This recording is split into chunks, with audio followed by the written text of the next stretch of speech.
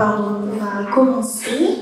Merci du coup aux trois courageux de sciences qui ont bien rempli les classes ce matin. Puis merci à mes fidèles étudiants pépites qui sont toujours au rendez-vous. Aujourd'hui, du coup, on va traiter de la valorisation des déchets et notamment donc rien ne se perd, tout se transforme.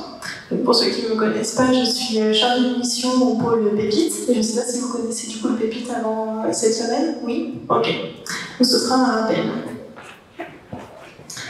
Donc tout d'abord, un petit rappel justement sur les structures qui peuvent vous accompagner, parce que le salariat n'est pas la seule voie possible quand on sort de ses études, vous pouvez entreprendre. L'état des lieux aussi, donc après de la valorisation des déchets. Vous vous rappelez un petit peu les chiffres. Après, si vous êtes ici, c'est que vous savez que voilà, c'est pas forcément au top et qu'il y a beaucoup de déchets qui sont rejetés tous les jours. Donc on fera un petit peu un rappel sur ces chiffres. Et enfin, donc, la partie la plus importante, nos invités qui sont courageux, qui sont là ce matin et on les remercie pour vous parler voilà, de eux, leur expérience dans le développement durable, qu'est-ce qu'ils font pour aujourd'hui voilà, limiter l'impact on va dire, de tout ce qu'on consomme sur notre belle planète. Alors, les structures d'accompagnement. Donc, voilà, on redit pour les pépites qui, eux, du coup, pourront vous parler un peu de leur projet, je leur passerai le micro après. Il y en a plein d'autres structures qui existent sur le territoire pour vous accompagner. Si vous avez une idée, vous montez que ce soit une association, que ce soit un projet à plusieurs, il y a plein de possibilités. Et d'ailleurs, la plupart sont partenaires du Pépite. Donc, quand vous intégrez Pépite, vous intégrez aussi un réseau, vous met en lien avec des professionnels pour monter votre projet. Et donc Pépite, donc on rappelle si vous connaissez déjà, c'est un double accompagnement avec donc, 2 tuteurs, un enseignant et un tuteur professionnel qui vous accompagne toute l'année sur votre projet. Voilà, quand c'est des moments des fois en entrepreneuriat, on se sent un peu seul, ils sont là aussi pour rebooster, pour vous mettre en lien avec les bonnes personnes, et puis bien sûr pour vous aider à monter vos business plans. C'est la possibilité donc, de substituer aussi votre stage au projet de fin d'études en le passant sur votre projet à Pépite. Des aides pour le financement, et notamment le prix Pépite. On a notre heureux gagnant de cette année, Erwan, qui est juste devant. C'est la somme donc, de 10 000 € plus 300 000 francs de la BNC, donc une belle somme pour pouvoir faire lancer vos projets. Et d'autres financements avec lesquels on essaie de vous accompagner. Un espace de coworking et un Fab Lab qui est un peu trop méconnu malheureusement et qui a des super possibilités de faire comme ça. On vous aura l'occasion, on vous invite vraiment à y faire un tour parce qu'ils ont des super machines, ils ont plein de choses. Et voilà, si vous avez des projets, vous avez besoin de modéliser des choses, ils ont le matériel pour. Et donc, comme je le disais, voilà, une mise en réseau. Donc là, voilà, on fait des tables rondes, on a aussi des cafés sans filtre où on aborde des thèmes sur l'entrepreneuriat et on fait venir justement des entrepreneurs pour parler de leurs difficultés parfois, mais aussi de leur réussite et comment ils ont fait pour en arriver là. Donc c'est le moment aussi de créer des liens et de créer un réseau. Et enfin, que vous soyez du coup, si vous êtes encore en études et que vous avez envie de monter votre projet maintenant, c'est super. Si après vous lancez dans autre chose et qu'à un moment vous avez envie de revenir vers Pépite, c'est possible, il n'y a pas de limite d'âge. Il suffit d'avoir le bac, et voilà, donc on a la plus jeune qui a 19 ans, et l'UDG qu'on a 36, donc voilà, c'est vraiment très large. On a fait 10 ans salariés ou avec d'autres projets, et ils reviennent vers Pépite pour monter leur boîte. Alors, état des lieux, maintenant, je passe au cœur du sujet d'aujourd'hui. Voilà donc quelques chiffres. Bon, la photo est grandement, à votre avis, ces chiffres, ils parlent de quoi? Enfin, c'est quoi? Qu'est-ce qui, 253 kg par seconde, 8 milliards de kilos par an, c'est les chiffres. Quels sont ces chiffres? Que veut-il dire? C'est les déchets. Ouais, déchets, déchets. Ouais. Les recyclables. Non. Textiles. Ouais, les gens s'en approchent. C'est les déchets plastiques qui sont versés dans les océans tous les ans. Et donc pour vous donner une petite idée, en fait, ça équivaut à 800 fois le poids de la Tour Eiffel. Donc voilà, on a de la chance, en Calédonie, il y a des personnes qui se mobilisent aussi pour amener donc, tous ces déchets plastiques, donc Calédo-Clean, qui en fait partie. Parce qu'à travers le monde, donc, nous, voilà, on est tous pareils, voilà, il y a pas mal d'ego, c'est bien, on est beaucoup à consommer aussi des bouteilles plastiques. Et donc ça près d'1 million de bouteilles en plastique qui sont vendues chaque minute. Et qui, pour la plupart, finissent à la poubelle, ne sont pas forcément réutilisés ou remplis.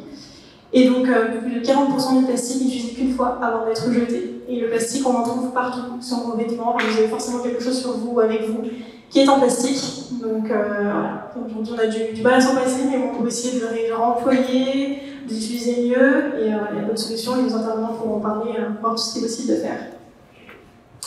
Une petite carte pour vous donner aussi une idée un peu voilà, dans le monde. Donc ça c'est en des unités, quand les unités ça peut être de la bouteille de plastique à un petit bout de plastique, c'est toutes les unités de plastique qui ont été recensées à peu près sur une étude qui est faite par le plastique. Et on peut voir que le plastique liquide, on n'est pas si bien placé que ça. Et vu la richesse de notre lagon et de la Calédonie, c'est bien dommage. Alors pourquoi aussi on a du plastique partout? Donc ça date des années, on a commencé dans les années 50, après guerre, et aujourd'hui on est passé quasiment à 500 millions de tonnes de plastique qui sont produites chaque année, et donc c'est vraiment énorme. Et aujourd'hui, bah, voilà, quand on parle des fois de solutions, on a du mal à trouver des intermédiaires ou des choses qui peuvent le remplacer, mais bon, en tout cas, il faut essayer d'en faire un meilleur usage. Ce n'est pas que le gaspillage du plastique, voilà, parce que il y a aussi le gaspillage sur les vêtements, mais la plupart des vêtements aussi ont du plastique en eux. C'est aussi le gaspillage alimentaire, dont Étienne pourra nous parler un peu mieux que moi. Il faut savoir qu'un tiers de la production alimentaire mondiale est jetée, et cela avant même en fait, d'arriver dans un lieu de distribution. Et donc, par exemple, si on compare par rapport au trafic aérien, on peut souvent pointer du doigt comme quoi ça pollue, finalement, 8% c'est la part du gaspillage alimentaire de nos émissions à gaz à effet de serre. Et donc c'est 3 fois plus que le trafic aérien. Donc finalement, il faut mettre les choses aussi dans l'ordre et se rendre compte que c'est vraiment aussi très important et qu'il faut mieux consommer. Alors qu'est-ce qu'on peut faire? Je pense que vous avez déjà une bonne idée un peu de tout ce qui est possible. Donc c'est mieux acheter, bien s'acheter et s'équiper. Par exemple, quand on n'est pas obligé d'acheter, on peut louer, on peut emprunter, dont on a besoin qu'une fois ou ponctuellement. Préférer donc des produits durables ou rechargeables, plutôt que jetables. Acheter seulement ce dont on a besoin. Voilà, dans une société de consommation, on a tendance à vouloir tout de suite, sans trop attendre, et voilà. On ne va pas forcément acheter des choses qui sont beaucoup inutiles. Voilà, la première. Éviter les sacs et emballages plastiques, ou alors voilà, ceux qui s'utilisent qu'on peut réutiliser. Voilà, maintenant en tout cas ici on trouve beaucoup de sacs en tissu, donc qui peuvent être utilisés un peu plus longtemps. Mieux utiliser, boire l'eau du robinet plutôt que des bouteilles en plastique. En fait, l'eau du robinet, c'est bien, elle est meilleure, la soie elle vous apporte tout. Bien gérer la nourriture, donc comme je le disais, voilà, les dates de péremption, ranger mieux son frigo, ça permet d'éviter qu'on mette quelque chose au fond et qu'on jette de la poubelle ensuite. Et puis cuisiner les restes plutôt que de les mettre à la poubelle. Respecter les doses, les produits vaisselle, ils sont déjà hyper concentrés. Personnellement, moi, par exemple, le produit vaisselle, pour raison économique aussi, je dilue et ça fait très bien l'affaire et du coup ça me dure plus longtemps. Mais c'est des petits gestes qui, si on le fait tous, peuvent avoir un impact. Et puis bien sûr, à moins jeter, plutôt essayer de réparer, de réemployer. Il y a des endroits qui sont faits pour récupérer les objets et leur donner une seconde vie, donc il ne faut pas hésiter à se tourner vers eux. Donc quelques petites définitions. On parle de valorisation, c'est donner une seconde vie aux déchets. Et recycler, donc c'est une transformation de déchets en nouvelle matière première, donc en fait c'est une forme de valorisation. Donc conclusion, aujourd'hui on sait que les déchets, on va dire le traitement des déchets, on les enfouit, on les stocke, mais ça doit vraiment être le traitement ultime des déchets quand on n'a pas pu justement le réparer, le recycler et lui donner une seconde vie. Voilà, et quelques photos un petit peu parlantes. Bon, j'ai fini pour ces petits chiffres. Si vous voulez plus d'infos, je vous invite à faire vos recherches. J'ai aussi des liens dessous, c'est la fin du diapo. Et puis je pense que nos invités vont bien pouvoir vous éclairer aussi sur le sujet. Donc je laisse la parole à Yannick, si tu veux bien ouvrir le bal. Bonjour, donc Projet Calédonie, je ne sais pas si certains ont entendu parler. Je suis le gérant de EcoCup NC. C'est une activité que j'ai démarrée il y a maintenant 7 ans à peu près, avec l'utilisation de gobelets qui remplacent en fait les gobelets à usage unique. Ils restent en plastique pour des raisons de lavabilité, de recyclabilité et de transport. Parce que si jamais j'avais utilisé des objets en verre, on aurait des contraintes de poids, des contraintes de sécurité, parce que le verre peut casser et blesser. Je suis en lien avec EcoCup France, en fait, où j'étais directeur dans leurs équipes entre 2003 et 2008, on va dire, avant de venir en 2010 ici. Et donc le projet Calédobox en fait concerne le contenant alimentaire. Ça a été assez facile de constater que la gamelle est quand même un objet de rigueur en Nouvelle-Calédonie et que de nombreux repas sont pris emportés. En France, on a une grosse culture du sandwich. Et ici, on a un plat préparé, que ce soit un sashimi, un tartare de tout, je vais vous faire la liste exhaustive des différents plats. Et donc, le positionnement des co-cups, France n'était pas sur un contenant alimentaire, ils sont en train de changer là maintenant, ils font des propositions, et j'ai souhaité travailler avec Recircle en Suisse, qui a fait une très bonne innovation en générant un produit qui pouvait avoir quasiment 3 ans de durée de vie, et qui est un alliage de verre et d'un certain plastique. On se retrouve avec un composé qui est regranulable, qui a des capacités thermoplastiques, qui peut être refondu et revolé en un autre objet. Voilà, que dire de plus, l'idée c'est pas de le vendre, c'est de le positionner en consigne, qu'à tout moment un consommateur peut en avoir l'emploi, le réemploi et choisir de le vendre, puisse être placé dans un cercle vertueux d'économie circulaire pour générer une utilisation. Je crois un petit peu que l'aspect écologique d'un objet passe par son taux de réutilisation. Que dire de plus? Je ne sais pas, vous avez peut-être des questions, n'hésitez pas à m'interrompre, je suis là pour être un peu dans un espace participatif. Au niveau des aides et des implications, donc là on est un peu pour les pépites, je suis auto-entrepreneur depuis maintenant quasiment 2 ans et je ne fais que ça. Les mois sont un petit peu compliqués, effectivement il faut avoir du conseil, du réseau, il faut oser, il ne faut pas être complètement têtu et aller tout au vent et avancer. Ça dépend de son passé, mais voilà, petit à petit ça fait son chemin. L'idée du projet Play the Box, en fait, c'est de générer une flotte de contenants qui soient reconnaissables dans différents endroits. C'est-à-dire de créer un réseau, d'avoir différents restaurants. Vous pourrez y aller, par exemple, un jour à Picos, trouver un restaurant qui propose un repas emporté dans la Play the Box pour pouvoir aller rendre la boîte le lendemain à manger pas de sa visite, ou à l'UNES, ou au contraire, pouvoir recharger votre boîte. Un petit peu comme on a affaire à des bouteilles de gaz qui sont communes et qui sont présentes à la fois chez Total, Montouche, etc.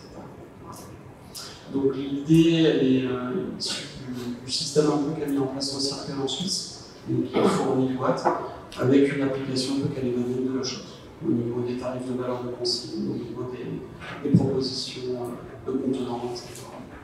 Voilà. J'ai fait rapidement le tour, je ne sais pas si vous avez des questions. Voilà.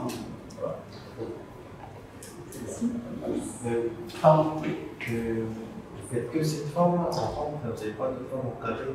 Alors l'idée de Recircle en Suisse, c'est une question qu'on pose souvent. Pourquoi on ne peut pas en fait une boîte carrée qui semble être un peu plus rangeable, on va dire. La réponse elle est liée à la validité de l'objet. Plus l'objet est rond, plus il est courbé, plus il se nettoie plus facilement. Au niveau de l'empilage, on a des facilités également, et surtout au niveau du séchage, c'est-à-dire que l'objet, avec les ergots tel qu'il est dimensionné et designé, en fait, au niveau du séchage, on va avoir des capacités d'écoulement des eaux sèches. Je ne sais pas comment dire exactement.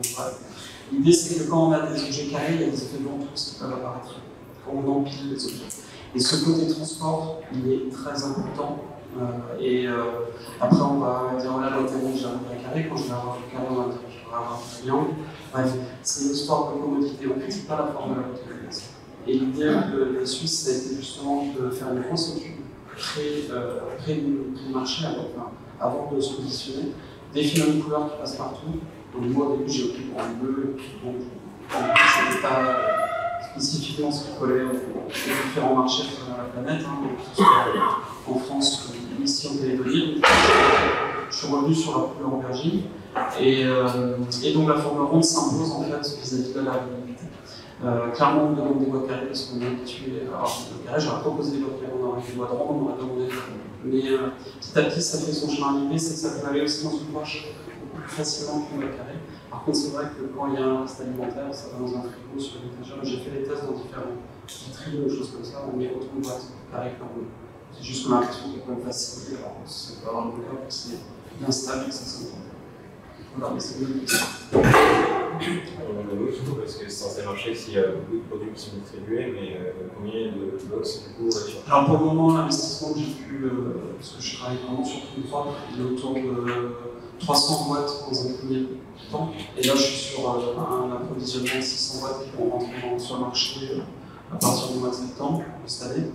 L'idée, c'est de croître avec le marché. Ce n'est pas l'intérêt que je commande 5 boîtes et qu'elles restent sur Agora pendant un an avant de pouvoir les positionner. Mais l'idée, c'est vraiment de générer une flotte qui soit de plus en plus importante. Il faut savoir que les Suisses travaillent sur d'autres objets. Je ne sais pas trop avec encore les différents matériaux, les différents... Mais on resterait toujours sur un positionnement français. C'est vraiment lié au système et la mise en place où là, je trouve que c'est assez pertinent. Et ça copie un peu ce que faisait CoCup sur la métropole avec un accès qui n'est pas contraint par un achat. On peut rendre son objet une fois l'avoir utilisé et ça arrive. Et aujourd'hui, il y a combien de restaurateurs qui sont... Alors au niveau partenaire, j'ai presque envie de les citer de mémoire, mais j'en suis quasiment à une bonne quinzaine, vingtaine. C'est-à-dire qu'on est dans des phases où les restaurateurs ont eu une année vraiment très compliquée, vous avez du Covid, du confinement, etc. Ils ont des craintes un petit peu visuelles. L'idée, c'est de les accompagner, de ne pas les taper, entre guillemets, dans un système qui pourrait les effrayer un peu. Donc là, comme ça, de tête, j'ai cité le snack de Ducos, le bidule, le Tipico Latino à Lanzolata, il y a le snack Saint-Denis, qui est au niveau de l'orphelinat, le café caché, la balinaise, le snack Green Valley à Magenta, ensuite on va à la maison nourrie à Bugatti. Je vais en boucher également sur Gallieni, et à Pouraille, le petit gourmet, et Coné, Roquel. L'idée, c'est de pouvoir sortir de ces numéros et de pouvoir avoir des tendances grosses qui sont vachement intéressantes. Je remarque que sur Coné, j'ai un exercice avec un seul snack, résultat un deuxième, lui aussi collé, ils sont compris, et on est quasiment à 50 boîtes, entre guillemets, qui tournent en l'espace de 3 ans. Il y a une très belle pédagogie de la part de ce takeaway qui explique bien cette clientèle et tout le monde voit son intérêt. Et je vais prendre un dernier exemple. Le balinaise, je faisais le point avec eux aussi en exercice. Ils ont eu un contrat avec une personne qui était déplacée sur l'Ouvéa pour un mois. Parce que pas du tout faire la cuisine pour lui, c'est employé. Bref, 5 repas du lundi au vendredi, midi et soir, payer la balinaise.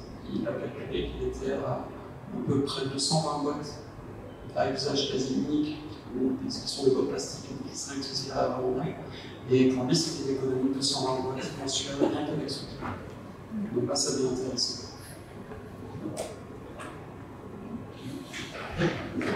Bonjour, moi je m'appelle Olivier Buisson, j'ai 43 ans, ça fait 17 ans que je suis en Calédonie.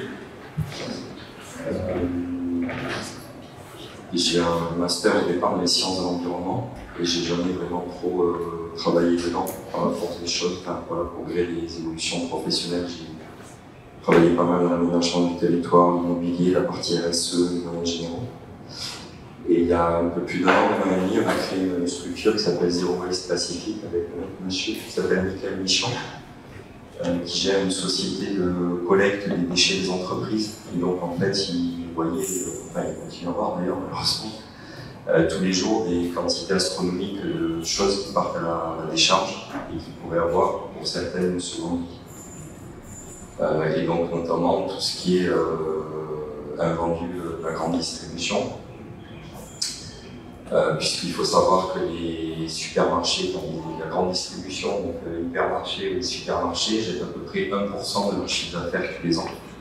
Donc 1%, un hypermarché, c'est à peu près 8 à 9 milliards de chiffre d'affaires, vous en avez 3 en Calédonie, et les supermarchés, c'est à peu près, on simplifie, 1 milliard de chiffre d'affaires.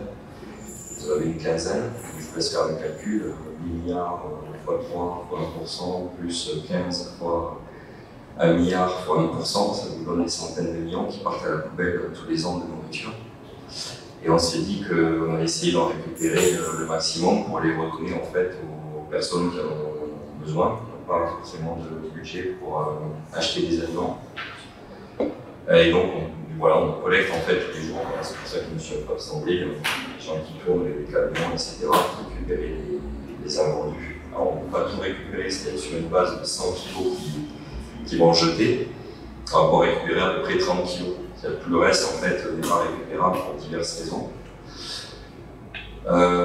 Voilà ce qu'on fait. On fait un peu pareil dans le monde agricole, mais c'est plus anecdotique, puisqu'en Calédonie, vous avez à peu près 15 000 tonnes de légumes qui sont produites chaque année. Il y a à peu près 30% qui arrivent jamais jusqu'à l'assiette. Je ne sais pas si vous savez pourquoi. Pourquoi il y a 30% de 15 000 tonnes de légumes qui n'arrivent jamais jusque dans l'assiette des consommateurs. C'est les légumes de quelle durée ?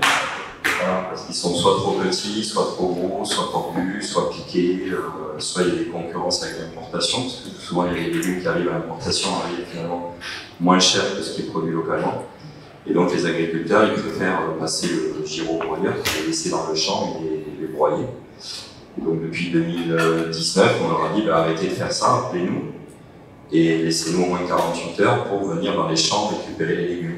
Donc c'est ce qu'on essaye de faire, sachant que c'est un peu compliqué de réunir 15 personnes en 48 heures. Voilà, donc on a récupéré en 2019 15 tonnes de légumes, enfin voilà, entre 10 et 15 tonnes de légumes à peu près chaque année, qui sont redistribués à la banque alimentaire ou en direct aux associations. Les invendus de la grande distribution, c'est pareil, on les redistribue soit en direct à la banque alimentaire pour tout ce qui est sec, tout ce qui n'est pas frais, périssable, et jusqu'à présent, tout ce qui est périssable est redistribué en direct à différentes associations. Donc Saint-Vincent-de-Paul, la CAPA pour les personnes âgées, Béthanie pour les femmes en détresse, les jeunes qui sortent de prison d'Arabsa, différentes associations qui œuvrent pour les populations les plus défavorisées. On a lancé aussi All Letry, je ne sais pas si vous l'avez vu passer, ça qui est un réseau solidaire de collecte des déchets. Ça c'est parti du constat qu'il y a à peu près 1500 tonnes de bouteilles plastiques qui sont vendues chaque année en Calédonie. Vous savez qui c'est qui les vend, les bouteilles plastiques et les canettes? Le Froid, GVNC, syndicat des importateurs. Et donc 1000 tonnes de canettes, et il y a moins de 7% qui sont collectées, triées, recyclées. Tout le reste, ça part au mieux à Gadji, et au pire, comme vous l'avez dû voir, plein de mangroves, dans les collines, dans la mer, etc. Et donc on s'est dit qu'on allait regarder ailleurs comment c'était géré cette problématique-là, et on a trouvé différents exemples dans le monde en fait, où l'idée c'est de récompenser le geste de tri. C'est de dire aux gens, vous triez, et vous avez une petite récompense. Donc c'est pas énorme, hein, c'est 1 kg égale 100 points égale l'équivalent de 100 francs de récompense. Donc on nous a dit au début, vous allez forcer les gens à boire de la bière, mais non, parce que une canette de bière c'est 13 grammes, et pour avoir 1 kg de canette de bière vide, il faut 76 canettes. Donc ça fait 3 packs de 25, à 5 ou 6 000 francs le pack, il faut dépenser 15 000 francs pour gagner 100 francs.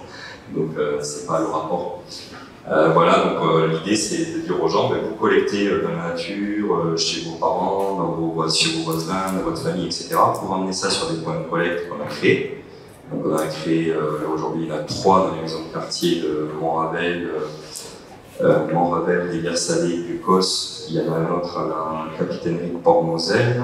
On va probablement ouvrir un autre à Magenta. On en ouvre un dans un mois à Lifou, probablement à Païta, voilà, un peu partout. Et donc les gens ramènent ça et ensuite on pèse les sacs et ils ont, je ne sais pas si vous avez vu, ils ont des petites cartes de fidélité, comme ça qu'on aura la pizzeria ou quoi faire. Et puis ils gagnent des points. Et puis quand ils en ont envie, ils peuvent les échanger contre des récompenses. Donc on a une cinquantaine de partenaires récompenses. Ça va de 3 grandes catégories. Une catégorie de biens de consommation. Vous allez retrouver des cartes liberté, des passes d'avion pour se déplacer, des bons d'achat à Carrefour, un Gémeaux, à Eram, à Decathlon. Parce que les gens les plus précaires, souvent ils ont des. Je ne sais pas si vous connaissez la pyramide de Maslow, mais vous connaissez la pyramide de Maslow? Non, ça veut dire rien. C'est une hiérarchisation des besoins des gens. Donc, en priorité, on a besoin de se nourrir, de boire, après de se loger, de s'habiller. En dernier, le loisir arrive plutôt en dernier normalement. Donc voilà, pour notre thématique, tout ce qui est culture, vous allez retrouver des codes de conduite, des heures de coaching et de formation, des entrées pour le musée, des bons d'achat pour la zone de traite, etc. Et toute une thématique loisir où là, effectivement, vous pouvez faire du karting, du bowling, aller au cinéma, tout ce que vous voulez. Et donc, ça marche plutôt pas trop mal parce qu'on a récupéré là, à peu près 20 tonnes en 8 mois de bouteilles de canettes qui sont ensuite amenées à la Saint-Mongor Environnement qui elle va refaire des balles, compacter ça et stocker. Et quand ils en ont assez, ils exportent sur des filières de recyclage. Parce qu'il n'existe pas de filière locale de recyclage des bouteilles plastiques et des canettes, très peu en tout cas.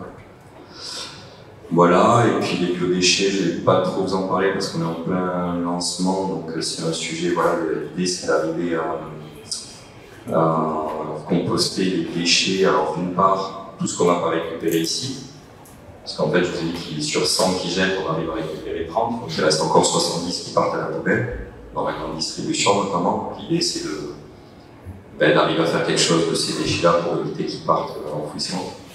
Et puis les déchets de cantine, etc. L'idée, c'est de les transformer en compost pour que ça soit, qui retourne au sol et éviter que les structures comme le Galvert ou le Jardiland portent des quantités astronomiques de terreau, de compost, d'amendements organiques, différentes choses qui pourraient être en partie fabriquées localement à partir de ces déchets. Voilà, puis on a d'autres sujets sur lesquels on travaille mais qui sont en voie de développement, donc je ne vais pas vous en parler. Je ne sais pas si c'est ce que vous attendiez comme présentation, vous avez des questions? Oui? J'ai des questions parce que je suis super fan de ces initiatives qui sont nécessaires à vraiment vitales pour la survie de l'environnement et la situation sur le territoire. Maintenant, ce qui m'interroge, c'est ce que vous arrivez à l'équilibre avec cette activité. Comment vous arrivez à être à l'équilibre avec cette activité en termes de survie? Alors, c'est une très bonne question, c'est le nerf de la guerre. Je ne sais pas si vous avez fait attention, au départ, on a créé une association en juillet 2019, parce qu'on pensait porter ces activités au plan associatif. Et chemin faisant, on nous a conseillé de migrer en société parce qu'on rentrait dans le champ concurrentiel d'autres structures. Ça, c'est un premier point. Le deuxième point, c'est qu'on n'avait quasiment aucune aide. On a répondu à tous les appels à projets ADEME Province Sud depuis 2019. Je crois qu'on est à 1 million d'aides sur tout ce que vous voyez là. Donc là, on a récupéré, par exemple, 200 tonnes de nourriture en 2020. Et là, sur le premier semestre, on a 140 tonnes de nourriture qui sont redistribuées. Et donc, en fait, ça dépend des thématiques. C'est-à-dire qu'ici, on est soutenu par l'agence rurale qui nous rembourse juste les frais logistiques qu'on engage. Donc, en fait, on perd plus d'argent qu'on engage.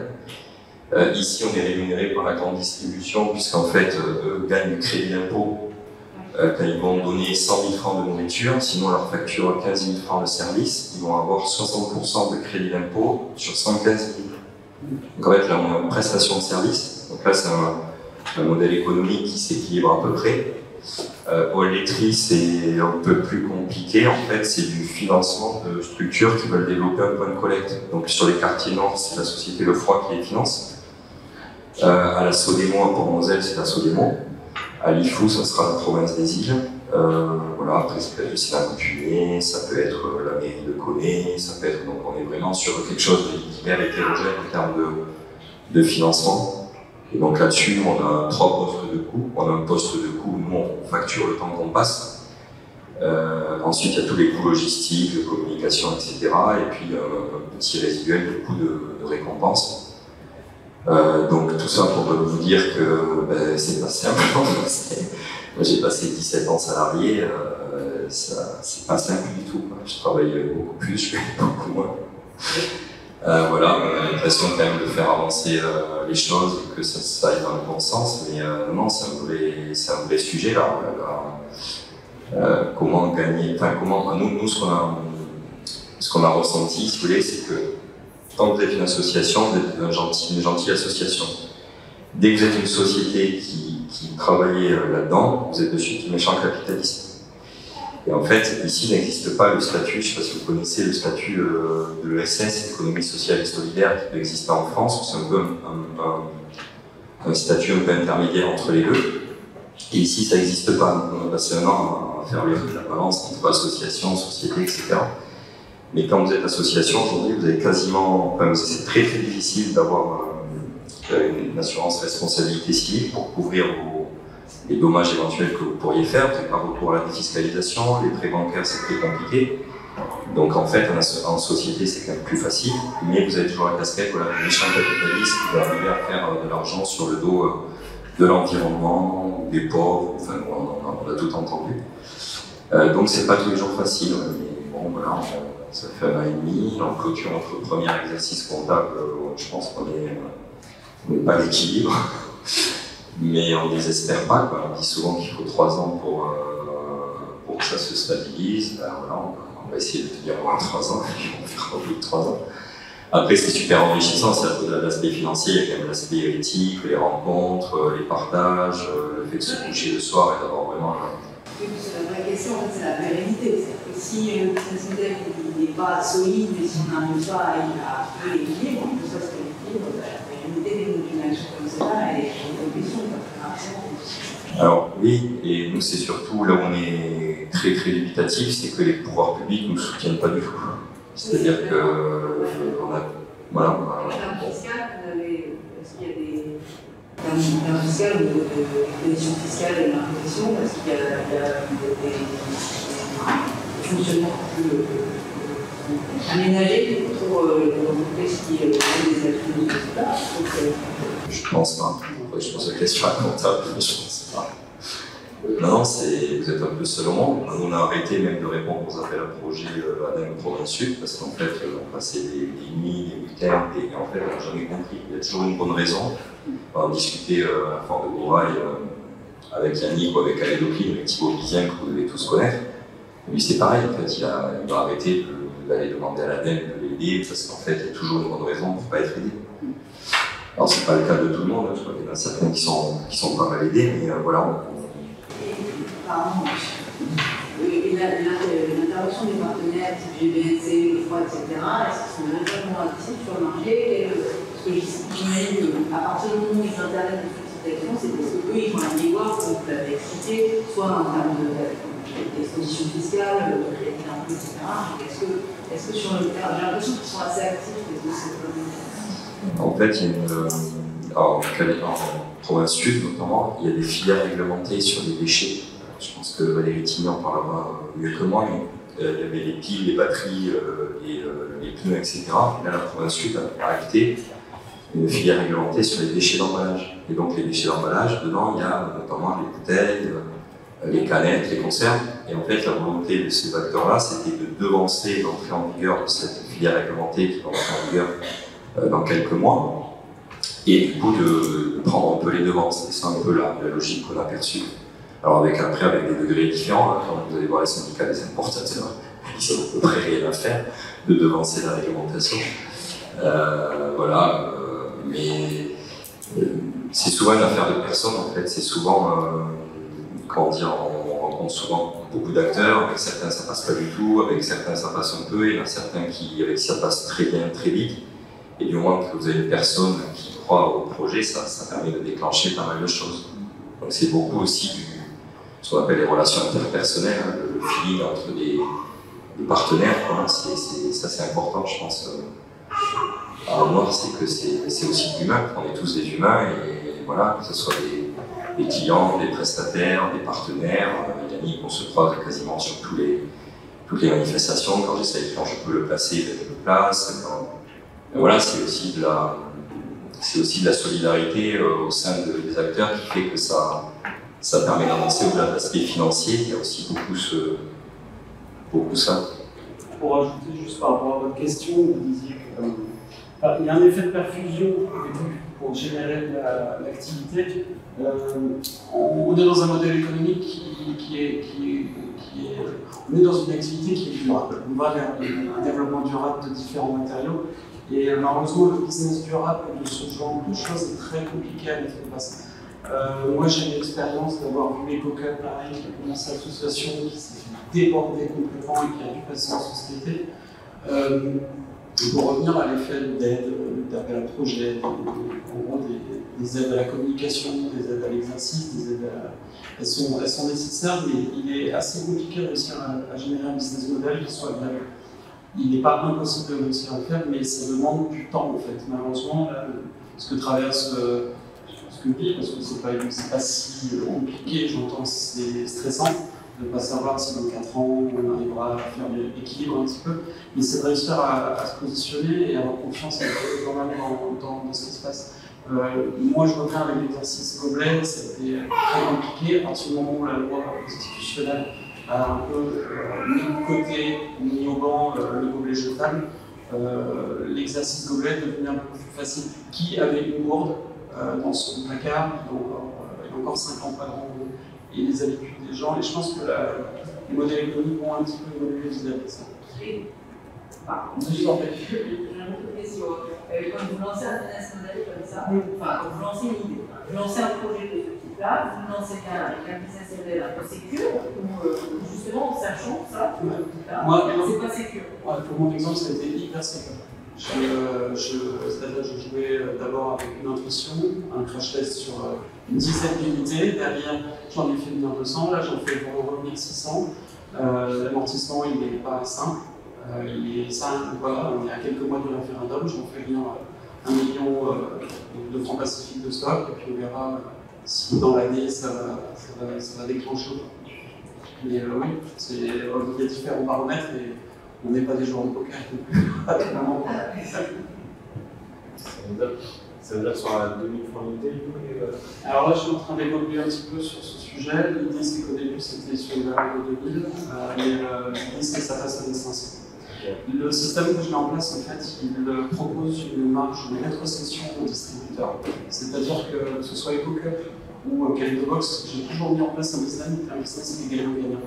C'est-à-dire que quand vous trouvez un gobelet à 200 francs en accès consigné dans un événement, il y a une partie de ces 200 francs, si jamais vous avez acheté le gobelet, qui revient à celui qui vous l'a positionné en face de vous.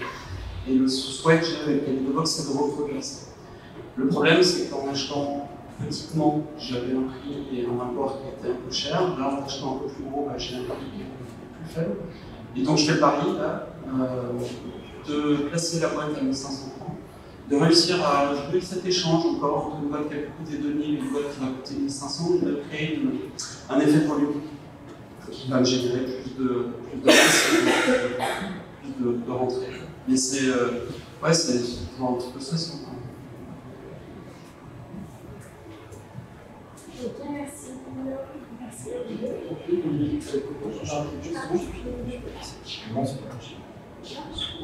Du coup, je passe la parole à Lily dans ce solo.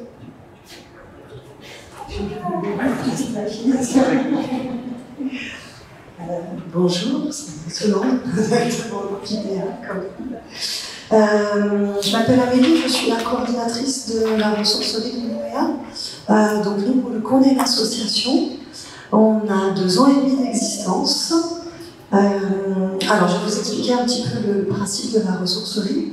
C'est parti d'une idée très simple, qui était que quand on allait à la déchetterie pour justement jeter nos canettes, notre verre, nos cartons, tout ça, on trouvait dans les bennes tout plein d'objets qui auraient pu servir, qui auraient pu avoir une deuxième vie.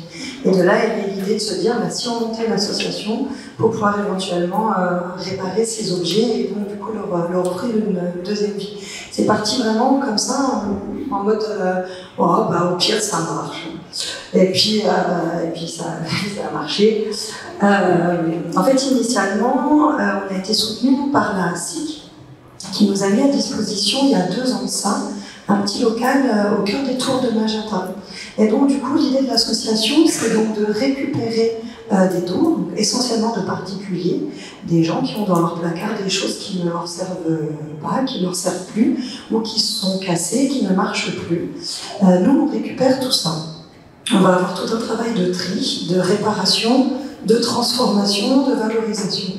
L'idée, c'est que quand un don arrive à la ressourcerie, il peut donc, soit par exemple, c'est un t-shirt en très bon état, on va pas s'amuser à faire quoi que ce soit, on va le remettre dans le circuit en t-shirt en très bon état. Soit il va être trop abîmé, taché, troué, et dans ces cas-là, on va le mettre de côté pour voir ce qu'on peut en faire.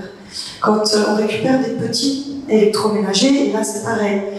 Très souvent, les gens nous apportent des bouilloires, des marmites à riz qui ne fonctionnent pas. Et donc, du coup, là, on va essayer de les réparer. Soit on arrive à les réparer pour les remettre dans le circuit en tant que bouilloire ou marmite à riz, soit on ne peut pas les réparer. Donc, dans ce cas-là, on va tout démonter. On va récupérer les pièces détachées, tout ce qui est récupérable, en fait.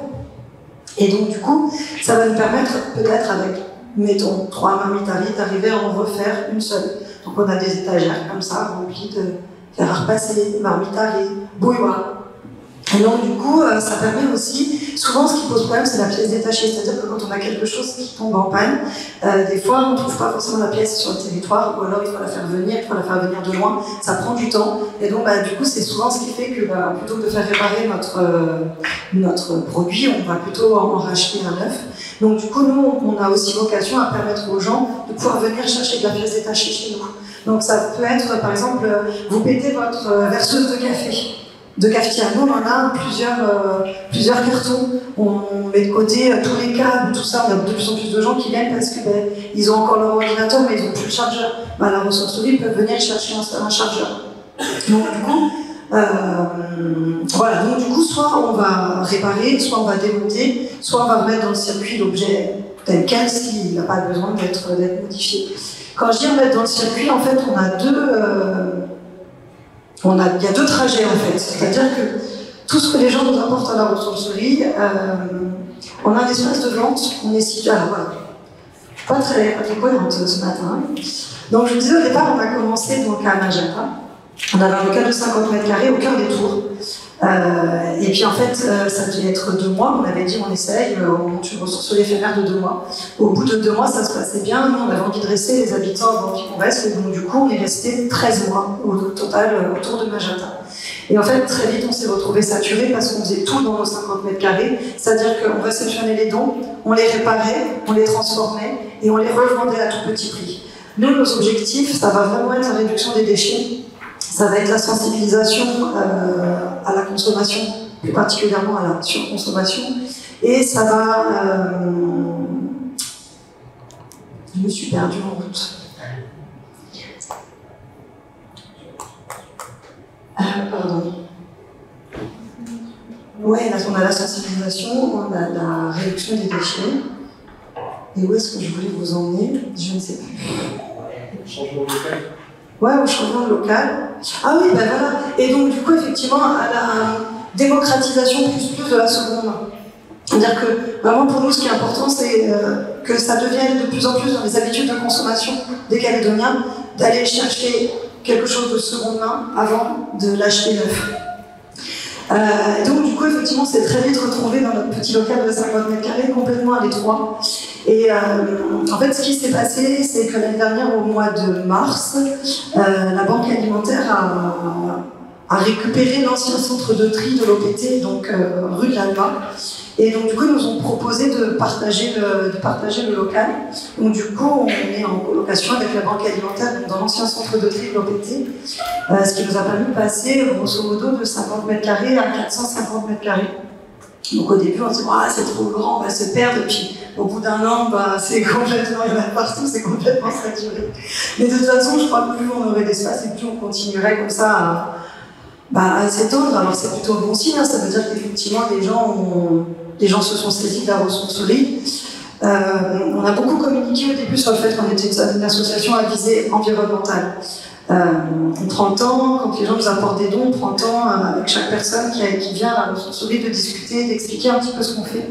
Parce que l'idée, c'est de sensibiliser autant les personnes qui viennent acheter que les personnes qui viennent donner. On essaye vraiment de mettre la sensibilisation au cœur de notre action. Donc du coup, maintenant, oui, je le disais, donc, on a 2 possibilités pour les dons qui arrivent à la ressourcerie. Tout ce qui sort de la ressourcerie est pesé. C'est aujourd'hui le seul moyen qu'on a trouvé de mesurer notre action. Au départ, c'était essentiellement pour faire de la sensibilisation, et particulièrement de la sensibilisation auprès des enfants. En fait, on se rend compte que quand on parle en termes de poids, ça parle beaucoup plus. Aujourd'hui, ça fait 2 ans à peu près, la ressourcerie de Magenta avait ouvert il y a 2 ans. Ça fait maintenant 1 an qu'on est à l'Alma, donc en gros, ça fait 2 ans qu'on est ouvert. On en est à peu près à 40 tonnes d'objets qu'on a remis dans le circuit. Sur ces 40 tonnes, en fait, ce qu'on s'aperçoit, c'est qu'il y a 2 tiers qui repartent dans le circuit via la boutique. Donc, du coup, n'importe qui peut venir acheter quelque chose à la ressourcerie. Et on a 1 tiers de ces 40 tonnes qui repartent dans le circuit par des dons ciblés à d'autres associations. C'est-à-dire qu'on a vocation à être un peu un lieu ressource pour les associations.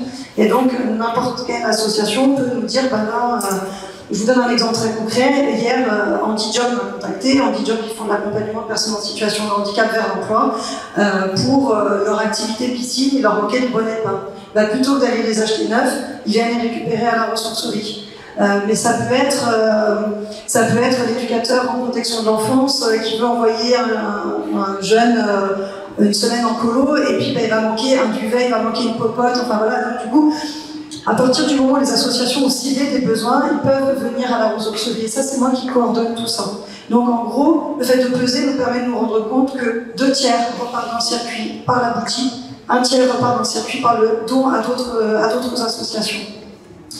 Donc voilà, qu'est-ce qu'on va récupérer à la ressourcerie? On récupère, en gros, ce qu'on ne récupère pas plus exactement, c'est ce qui va être trop gros. On n'a pas la capacité, par exemple, de stocker, de réparer des frigos, des machines à laver, ce genre de choses. Aujourd'hui, on ne peut pas le faire.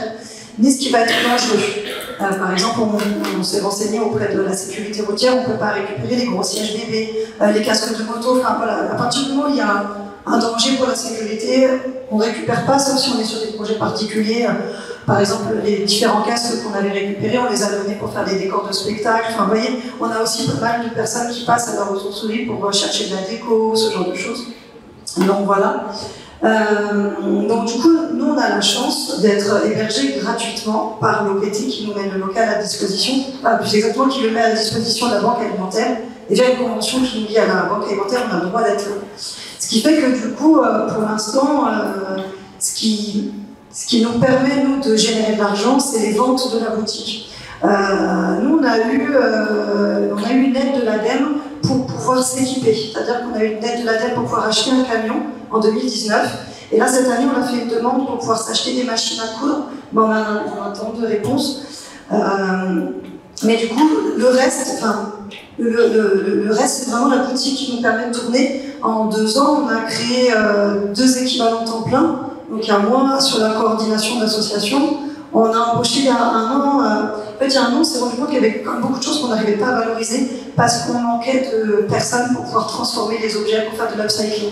Donc, du coup, on a pu embaucher quelqu'un dans un premier temps à mi-temps. Aujourd'hui, la personne est à temps plein pour vraiment pouvoir, transformer tout ce linge. On a du linge, on peut savoir comment faire. Mais ma collègue, elle va essayer d'en faire des bijoux, elle va essayer d'en faire des banderoles, elle va essayer d'en faire des sacs à vrac. Enfin, l'idée, c'est vraiment avant que ça parte de la poubelle, de se dire comment est-ce qu'on peut le transformer. Là, par exemple, elle est en train de faire des miroirs avec des jouets McDo, elle fait des lampes avec des vieux livres. Enfin, elle fait des trucs assez chouettes. Le sac que vous voyez sur la photo, c'est elle qui l'a fait avec que du vieux jean, par exemple. Donc, du coup, elle s'appelle Emma, et Emma, elle a cette spécificité-là vraiment d'essayer de créer des choses jolies avec des choses qui de base étaient destinées à partir de la poubelle. On a 3 jeunes femmes avec nous au service civique aussi. Donc voilà, on est parti il y a 2 ans un peu comme ça, fleur au fusil, et puis finalement ça s'est bien développé. Donc voilà. Ouais. Et combien de bénévoles il y a aujourd'hui ? Ah, ça c'est une très bonne question. Effectivement, en fait, j'ai oublié de le dire, merci. La ressourcerie, elle ne tourne que grâce aux bénévoles. On a une centaine de bénévoles actuellement au niveau de la ressourcerie. Les bénévoles à la ressourcerie, ils sont amenés à tout faire. Polyvalence plus bénévoles à la ressourcerie. Ils peuvent très bien tenir la caisse quand on est ouvert, réceptionner les dons, trier, transformer, faire de la couture, nettoyer, bricoler, réparer des machines à café. Enfin, chacun vient. L'idée, c'est du bénévolat. Il faut qu'il y ait vraiment une notion de plaisir. Donc les bénévoles à la ressourcerie, ils viennent quand ils veulent pour faire ce qu'ils veulent. Donc sur le papier, on a une centaine de personnes. Dans les faits, on n'est jamais 100 dans le local. Mais par contre, on a des personnes, par exemple, qui viennent très peu souvent dans les murs. Par exemple, la personne qui nous fait toute notre com sur Facebook, c'est une bénévole. Donc, du coup, on a aussi des personnes qui ne viennent pas forcément souvent sur la ressourcerie et qui sont hyper précieuses en fait, pour pouvoir faire tourner l'asso. On a un bureau qui est composé de 8 personnes. C'est notre vice-présidente qui nous fait tous nos visuels, par exemple. Donc, on vient tous de milieux différents et donc, du coup, nous tous, on est quand même vachement complémentaires. Initialement, on était tous bénévoles. On est parti, on était une dizaine, on était tous bénévoles. Quand on a récupéré du coup le local de l'OPT, on s'est dit ok, il faut vraiment qu'on se structure. De là est née l'idée de dire on va embaucher quelqu'un pour faire la coordination. Initialement, moi quand j'ai pris le poste de coordination, j'étais à 16 heures par semaine parce qu'on avait ce budget-là. Et puis petit à petit, moi aujourd'hui je suis à 30 heures. On a pu embaucher l'animatrice au départ sur un mi-temps, maintenant sur un temps plein. Pareil, service civique, initialement on avait 2 personnes avec nous, aujourd'hui on en a 3. Donc voilà, on essaie l'argent qu'on arrive à générer, on essaie de le réinjecter dans de la création d'emplois. Là du coup on a des chiffres qui sont intéressants, donc on a proposé un emploi étudiant pour les samedis matins par exemple. On a beaucoup de monde qui vient à la ressourcerie samedi matin. On s'est dit peut-être que ce serait intéressant d'avoir quelqu'un fixe là, qui soit là tous les samedis matins pour faire un peu de polyvalence sur la boutique. Donc ça, c'est rendu possible parce que nos chiffres nous permettent d'avoir un emploi supplémentaire. Voilà. Je suis désolée, je suis pas très... ça part un peu dans tous les sens. La notion de première rampe et première saut, qui pour le pansement, votre local, c'est l'équilibre un peu partout. Donc du coup, tu vois ce que je veux dire, quelle est le ratio de tout ce qui rentre, de tout ce que vous arrivez à revaloriser? En termes de poids, on n'arrive pas à peser tout ce qui rentre. On n'y arrive pas du tout. Ça augmente, ça augmente. Ça augmente de fou. Ça augmente, mais même nos chiffres de ce qu'on remet dans le circuit augmentent de fou aussi. Tu vois, il n'y a rien qu'hier, on a fait partir 500 kg sur les loyautés, par exemple. Donc en fait, les chiffres de ce qui repart, on arrive à peser, parce que c'est facile, il n'y a que deux possibilités. Soit ça part vers la boutique, et donc on a la balance à la caisse, soit ça repart via les dons aux autres associations, et donc chaque association, avant d'embarquer les dons, pèse aussi. Mais ce qui arrive, ça arrive soit via la boutique, soit via d'autres bénévoles. Ah bah tiens, t'as la ressourcerie, hop, je te mets 3 cartons dans ton coffre. Et donc du coup, on avait commencé au début à vouloir peser, et finalement, on avait des chiffres qui étaient faux. Par contre, ce qu'on constate, c'est qu'on emmène aujourd'hui l'équivalent d'un camion par semaine à la déchetterie.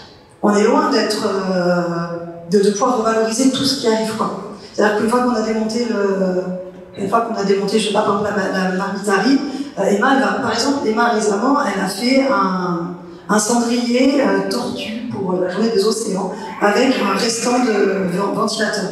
Bon, ben ça permet de faire qu'un seul ventilateur.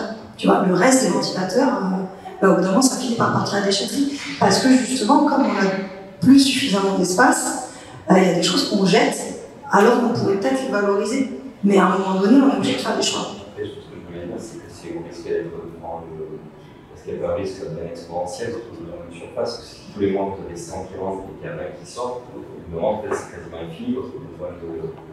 C'est ce que je veux dire, ou alors vous refusez. On essaie de ne pas refuser. On essaie de ne pas refuser. On a eu refusé à Magenta, parce qu'à Magenta, on était complètement saturé. On essaie de ne pas refuser, ou alors on se dit que sinon, il faudrait qu'on arrive à se mettre d'accord avec toutes les associations. Par exemple, Saint-Vincent-Paul, là, vient de dire pendant 2 mois, ils ne récupèrent pas de linge.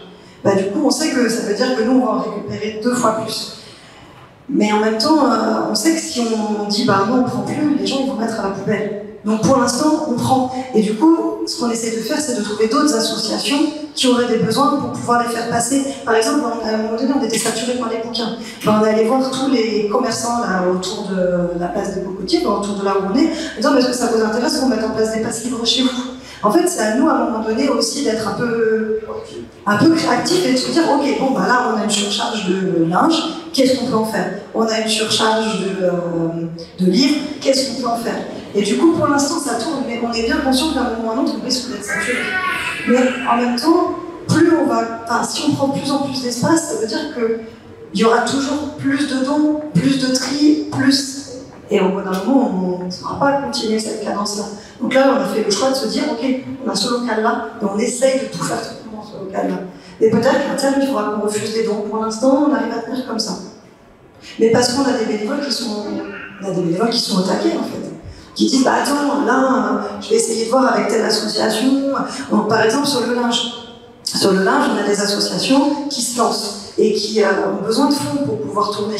Ben, du coup, ce qu'on leur propose, c'est de récupérer du linge en très bon état à la ressourcerie. Et ils organisent eux-mêmes leur vide-grenier dans les quartiers. Et avec l'argent qu'ils récoltent, ça leur permet de financer les actions. On a fait ça avec une association qui milite pour les droits des femmes. Là, récemment, on a fait ça pour une association de jeunes sur la coulée. Enfin, après, c'est à nous je sais pas. Ouais, le Fab Lab, tiens, typiquement, le Fab Lab, elle avait besoin de textiles pour l'atelier de début de semaine. Elle est venue le chercher à la ressourcerie. Donc voilà, après, c'est à nous d'essayer d'être imaginatifs et puis de pouvoir faire vivre tout ce qui arrive à la ressourcerie. L'idée, c'est pas ni de stocker, ni de vendre à tout prix. L'idée, c'est vraiment que ce qui arrive à la ressourcerie, c'est notre vie. Tu as une question? Oui, j'ai une question. J'ai l'impression, à vous expliquer, qu'il y a le monde des entreprises, de l'économie classique, et puis il y a une espèce de monde parallèle dans lequel il y a des entreprises qui veulent s'implanter dans un développement durable, des associations qui travaillent ensemble, etc. Mais j'ai l'impression que c'est 2 mondes qui sont assez imperméables l'un à l'autre, parce que c'est même tout. Bah, moi j'ai envie de te dire non, mais je sais pas ce que vous en pensez les gars. Moi j'ai l'impression deux magmas différents, mais quelque part ils ne se mélangent pas encore. Mais ils connaissent pas toi. C'est-à-dire que les industriels ont des habitudes de contenants, on va rester dans ce domaine-là. Valérie nous en parlera vraiment bien, je pense, parce que au niveau de la captation des poids, je pense que plus de connaissances que nous, mais je vais citer l'exemple de la GBNC, ils ont fait un appel à projet à un moment par rapport à, je ne sais plus ce que c'était, ils avaient appelé ça déjà, son place, moins de déchets, plus d'idées. Là, je suis arrivé avec une solution EcoCup qui existait déjà auprès d'Heineken en France. Ils n'ont pas tourné mon idée, mais ils ont passé une commande d'EcoCup, ils ont tourné pendant 4 ans, ça a remplacé, je vais vous dire, 20 000 ou 30 000 objets jetables qu'ils achetaient chaque année. L'idée, c'est que bon, les faire passer une bouteille réutilisable, ça ne va pas être comme ça que ça va se passer. Parce qu'eux, ils ont des contraintes de vente, de chiffres, d'hygiène. Et malheureusement, je parle d'une solution liée à des compléments alimentaires, donc on joue avec de l'hygiène et c'est un peu compliqué. Pour la ressourcerie, bon, bah là, on a affaire à un gisement, à une collecte, à un upcycling et une deuxième vie qu'on propose. Finalement, la ressourcerie, on peut garder comme un petit peu frontal avec le Non, c'est vous qui voyez une. Mais ça pas une dépend. position. À quoi tu. Parce que j'en viens, c'est quelque part. Est-ce qu'il n'y a pas un moment donné, il y a des entreprises installées, confortables, etc., qui viennent de vous allez à l'encontre de l'organisation. Mais, tu vois, par exemple, nous, quelqu'un qui arrive chez nous et qui nous contacte, voilà, ben, on a un frigo. Dire, bah non, allez plutôt vers Eco-Recycle. Enfin, tu vois, après, on réoriente. On a fait le tour, par exemple, au départ, on avait peur de mettre en porte-à-faux les friperies. Donc, on est allé les rencontrer, on en a discuté, et aujourd'hui, on travaille en bonne intelligence, c'est-à-dire que on va avoir des friperies qui vont, quand les personnes mettent des choses en dépôt-vente, qu'elles ne souhaitent pas les récupérer, du coup, ils vont nous les apporter. En même temps, nous, des fois, on a des trucs super, je sais pas, je te donne un exemple, on a plein de chaussures à talons. Les chaussures à talons, on en vend très très peu à la ressourcerie. Plutôt que de les laisser moisir dans des cartons, parce que ça fait une vitesse grand V, on va plutôt les mettre à disposition des friperies pour qu'elles puissent les revendre. Donc, en fait, après, c'est comment arriver à tisser des liens. Après, c'est tout petit, nous, on a 2 ans d'existence, donc je te dis qu'à terme, on va arriver à créer davantage de liens. Je pense qu'après, ça dépend aussi des personnes et ça dépend aussi du réseau. Moi, je suis éducatrice spécialisée de formation, donc rien à voir. Donc forcément, pour moi, ça a été beaucoup plus simple de mettre en place un réseau pour redistribuer aux associations, parce que tout ce réseau-là d'éducateurs, d'assistantes sociales, je l'avais. Mais peut-être qu'à terme, on arrivera aussi à travailler avec des entreprises, mais on s'est installé en plein cœur de ville et on n'a jamais eu de retour, même de Gémeaux. Tu vois, au début, on avait ces craintes-là de se dire, oh là là, comment est-ce qu'on va être perçu? En fait, c'est tellement petit ce qu'on fait par rapport à eux, ce qui génère, qu'il n'y a pas de concurrence. Après, juste pour compléter, il faut quand même avoir en tête que rien n'est blanc et rien n'est noir. C'est-à-dire que nous, quand on a commencé à travailler avec les associations, donc nous, on n'avait pas du tout du monde social, on avait le monde de l'environnement, des déchets, de la logistique. On a découvert tout le monde associatif et on a découvert qu'elles étaient encore plus entre elles dans le champ concurrentiel que ce que peut être une société. Les sociétés entre elles. C'est-à-dire que les sociétés, c'est des sociétés, c'est affiché. Dans l'exemple de Yannick, on travaille en très bonne intelligence. J'ai été contacté l'autre jour, on s'est rencontrés, on est un peu sur la même thématique. J'ai essayé de donner un maximum d'infos parce qu'il y a tellement de choses à faire que ça va être l'entraide qui va permettre de débloquer certaines choses. Et les associations, il faut savoir qu'elles sont dans le champ concurrentiel pire que les sociétés.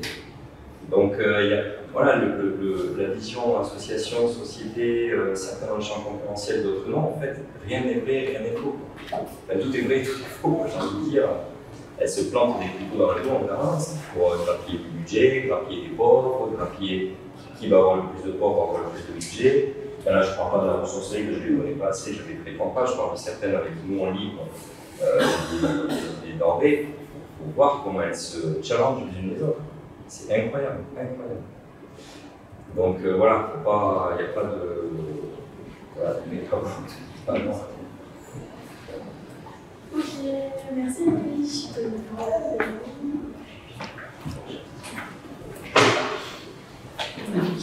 Bonjour à tous, donc moi je m'appelle Valérie Tini, donc j'ai 48 ans. Ça fait 16 ans maintenant qu'on est recycleur en fait sur le territoire. Donc je vais essayer de faire simple parce que Je suis gérante et co-gérante des sociétés Ecotrans, OZD, Copavant, Isoca et RED. Donc ils sont tous spécialisés en fait dans le traitement des DIB, donc des organiques, donc des déchets industriels banals. Et donc ça fait donc effectivement 16 ans qu'on existe. Donc Ecotrans est une structure de collecte et de traitement des déchets, parce que souvent on confond Ecotrans avec un collecteur. Or, Ecotrans ne fait pas que collecter, elle trie et elle prépare en fait la matière en vue de son recyclage. Donc, ce qui représente un gros travail, puisque nous traitons 3800 tonnes de déchets par an, dont 1700 à 2000 tonnes sont recyclées sur le territoire. Nous ne faisons plus d'export depuis presque 5-6 ans maintenant, puisque nous avons fait le choix, en fait, nous avons exporté sur l'Australie les premiers temps de notre activité, et nous avons fait le choix en fait, de retraiter de la totalité des matières en local. Donc il y a 7 ans, on a créé OZD, qui est une structure de transformation des organiques. Donc on recycle actuellement pour donner un exemple, en fait, les cantines de Nouméa. Donc les déchets de cantines de Nouméa viennent chez nous et sont recyclés chez nous. On traite des déchets de poissons, on traite 700 tonnes à peu près de déchets de poissons par an. On traite, voilà, donc on produit en fait des engrais et des composts en fait pour l'agriculture sur le territoire, pour l'agriculture raisonnée comme l'agriculture biologique, puisqu'on a également des gammes qui sont éco-certifiées et utilisables pour l'agriculture bio. Donc voilà, donc ça a été un long combat pour en arriver là, beaucoup d'investissements, beaucoup de temps, parce que tout a été fait au fait au départ en fonds propres et en emprunt bancaire. Donc cette structure OZD recycle également le verre. Donc le verre creux en fait était transformé jusque-là en fait en agrégat de construction qui était revendu tel quel en fait aux sociétés ou aux particuliers qui souhaitaient intégrer en fait le verre dans leur béton au lieu de mettre du sable de rivière. En début d'année en fait j'ai ma fille qui a racheté en fait la société Copavant. Je pense que vous avez dû peut-être voir des articles. Récemment, donc, elle a racheté une structure qui existait déjà, qui avait été créée à l'époque pour recycler en fait, les déchets plastiques et les déchets de scories. Nous, on a changé la formulation, on y a intégré le verre en fait, à la place, donc on produit en fait, des dalles de pavement à base de plastique et de verre. L'année prochaine, on passe, début d'année prochaine, on passe en phase industrielle en fait, de cette structure qui va recycler en fait, à grande échelle et pouvoir faire d'autres produits que les dalles de pavement, parce qu'on va passer aussi sur la décoration, les décorations murales et les caniveaux. L'année prochaine, on a la structure Isoca qui ouvre ses portes, qui elle va recycler le papier carton en fait en boîte de cellulose pour équiper en fait les villas ou les structures, les bâtiments administratifs. Donc voilà, donc on a un objectif au fait total d'ici 5 ans de 20 000 tonnes au fait de commandes de traitement, avec la création d'une trentaine d'emplois d'ici 5 ans. Alors, pour revenir un peu sur ce qui avait été dit tout à l'heure, c'est vrai qu'il y a de moins en moins en fait, d'aides effectivement accordées par l'ADEME et la province. Pour une raison simple, c'est que, comme vous le disiez, en fait, malheureusement, la plupart des structures sont non pérennes et que si le business plan, en fait, n'est pas complètement adopté, on va dire, par les provinces et qu'ils n'ont pas la garantie qu'au bout de 2 ans, ils ne vont pas être obligés de réinjecter, en fait, comme ça se faisait et ça s'est fait pendant plusieurs années. C'est-à-dire qu'il y a beaucoup de structures qui sont montées, qui ont fermé au bout d'1 an, au bout de 2 ans. Et donc, à fond perdu, en fait, pour la province, maintenant, ils sont beaucoup plus regardants, en fait, sur les dossiers. Et en général, ils demandent à montrer patte blanche, on va dire, avant de financer. Nous, on a été accompagnés effectivement sur les phases industrielles des Copavant et d'Isoca, parce que ce sont des grosses structures, donc ils demandent des gros investissements. On était déjà en fait garant des structures qu'on avait développées avant. Nous, on est connus sur le marché, peu connus des particuliers parce qu'on est mauvais communicants malheureusement. On communique très peu en fait sur ce qu'on fait, mais on a plus de 1200 clients. On est collecteur en fait des résidences, de certaines résidences de Nouméa,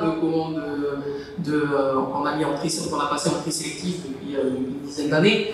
On fait les industriels, les commerces, les institutions, on est même recycleurs pour l'université. Donc en fait, tous les petits bacs que vous voyez là, en fait, c'est le recyclage que fait bien chez nous. On a, nous on collecte, on trie, on transforme et on valorise localement en fait le déchet. Donc ça, c'était un choix en fait de notre part parce qu'on a travaillé longtemps avec l'Australie, mais en renouveler en fait nos contrats annuellement avec l'Australie en leur disant de toutes les façons, à un moment ou à un autre, on va arrêter d'exporter, puisque le but c'est de créer les filières localement et de traiter nos déchets nous-mêmes. Ensuite, en parallèle, on a le cabinet en fait d'études RED qui lui sert en fait à la mise en place en fait de filières de traitement, parce qu'on a une grosse problématique, parce que là tout à l'heure on parlait de 8 milliards de tonnes, de kilos de déchets et tout ça, c'est vrai sur un plan mondial ou national. En Nouvelle-Calédonie, malheureusement, on n'a pas cette manne en fait de matière. Donc il faut réfléchir quand on calibre en fait un appareillage à ce qu'il soit bien calibré pour le territoire. Il faut le faire de manière évolutive parce que les réglementations changent, les consommations changent. Donc en fait, il ne faut pas partir sur un appareillage pour traiter 1 million de tonnes si au final dans 5 ans vous vous retrouvez avec 500 000. Et puis on a une problématique de marché sortant, c'est-à-dire créer des matières, transformer des matières pour en faire des produits finis, pour au final ne pas pouvoir après les commercialiser. Il faut aussi réfléchir à la partie sortante en fait, des matières. Donc en fait toute la problématique on va dire est là, c'est-à-dire arriver à. Et nous moi personnellement j'ai beaucoup voyagé les premiers temps. Je suis allé voir les structures en fait dans le monde qui faisaient. Alors, je suis allé aux États-Unis, je suis allé en Europe, je suis allé un peu partout pour aller voir en fait qu'est-ce qui se faisait. J'ai beaucoup discuté avec les fournisseurs en fait d'appareillage. On a beaucoup modifié leurs machines en leur disant bah oui mais ça c'est super en fait on placer une machine en Europe mais nous on a 200 000 tonnes de déchets qui rentrent au dépotoir donc on sait qu'on potentiellement on pourra en capter au grand maximum 30 à 40%. Donc, c'est pas jouable en fait économiquement. L'investissement sera beaucoup trop gros pour pouvoir être rentabilisé. Donc voilà, donc ça demande quand même beaucoup de travail en amont, beaucoup de stratégie aussi économique pour pouvoir évoluer, faire évoluer en fait sa structure. Il vaut mieux partir sur une petite structure que vous pouvez faire évoluer que de partir tout de suite sur une usine à gaz qui au final se enfermera dans 2 ans. Donc voilà, donc ça c'est notre politique. Après, nous, on est recycleurs, on va dire, par conviction et par passion. Donc, en fait, c'est pour ça que je disais qu'on était mauvais communicants, parce qu'on va privilégier plus la communication directe avec nos clients. Donc, on fait beaucoup de communication directe. On les invite à venir visiter chez nous. On les invite à venir comprendre, en fait, pourquoi on leur demande de trier et pourquoi, en fait, il faut que ça soit trié de telle ou telle façon. Donc on fait peu de communication globale, c'est-à-dire qu'il y a tellement de communication maintenant qui est faite sur l'environnement, chose qui n'était pas faite il y a 16 ans, parce que moi j'ai démarré il y a 16 ans, quand je parlais d'environnement aux gens et de recyclage, ils me regardaient tous en me disant mais de quoi nous parle celle-là. Et donc en fait il a fallu, effectivement les choses ont beaucoup changé, maintenant c'est sur toutes les lèvres, on va dire, l'environnement et le recyclage, mais concrètement les gens savent peu en fait ce que c'est fait que recycler, ce que ça engendre et pourquoi de toute façon en Nouvelle-Calédonie ça aura toujours un coût.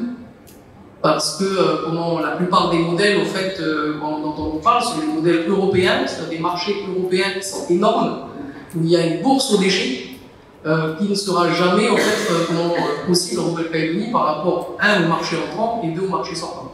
Donc, voilà. Donc le but aussi, et ça je le dis à chaque fois, c'est de ne pas déresponsabiliser la personne de son déchet. C'est-à-dire qu'à partir du moment où vous avez l'impression que vous pouvez le fourguer facilement, forcément vous allez en produire plus, puisque quel intérêt je me casse pas la tête puisque je ne le paye pas. Or nous en fait dans notre état d'esprit, c'est que vous avez pris un déchet, vous devez le payer. Maintenant si vous ne voulez pas payer, ne créez pas de déchets. Donc réfléchissez autrement, de manière à ce qu'au fil du temps, vous en créez de moins en moins. Et on a beaucoup, en fait, dans nos clients, en fait, de gens qui, une fois qu'ils ont compris le recyclage, se sont mis, en fait, à consommer différemment.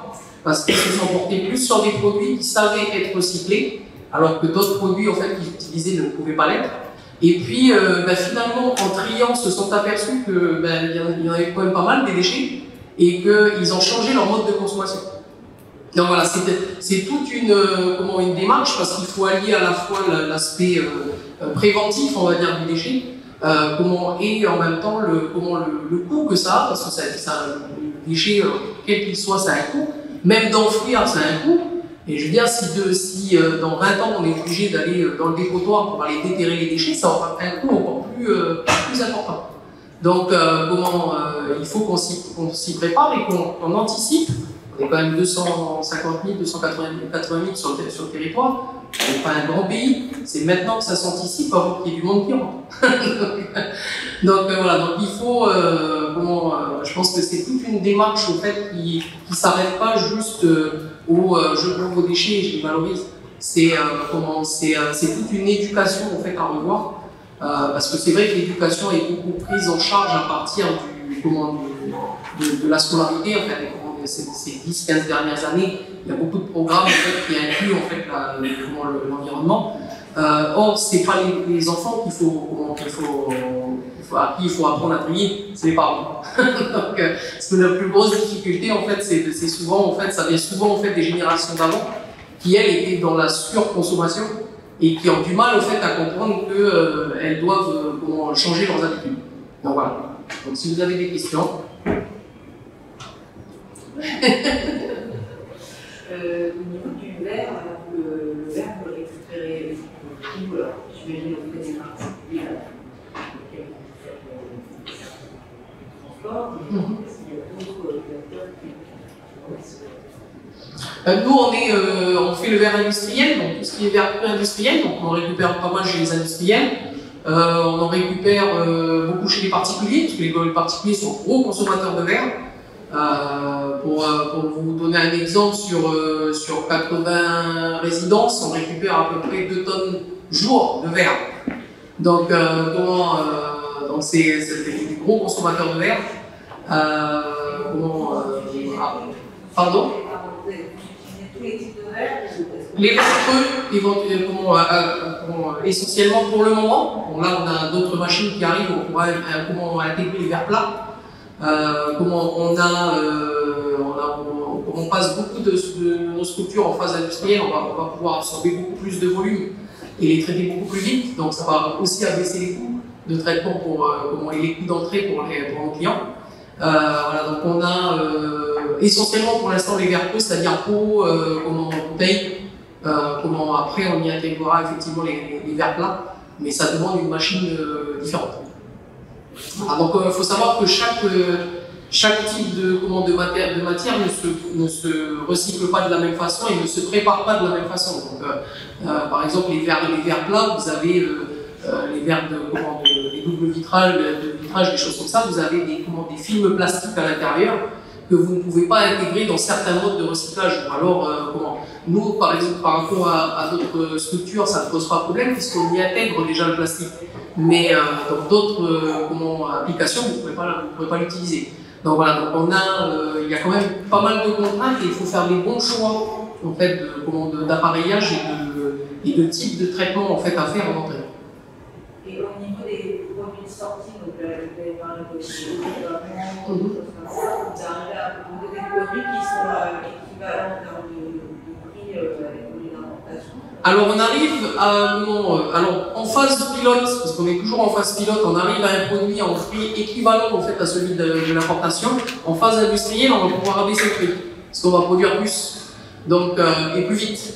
Donc on arrivera en fait à des produits peut-être à 15-20% en dessous des prix de l'import. Donc là, il y a un intérêt de toutes les façons. Mais si vous voulez en voir, on est en train actuellement le MK2 en fait, qui est en face du lycée du Grand Nouméa est équipé en fait de dalles éco-pavement.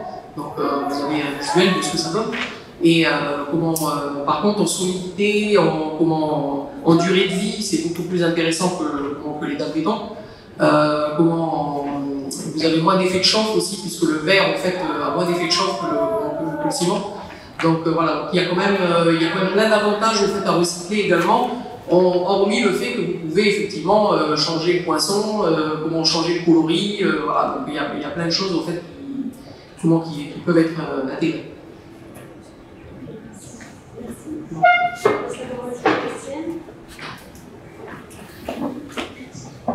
place de Naméris.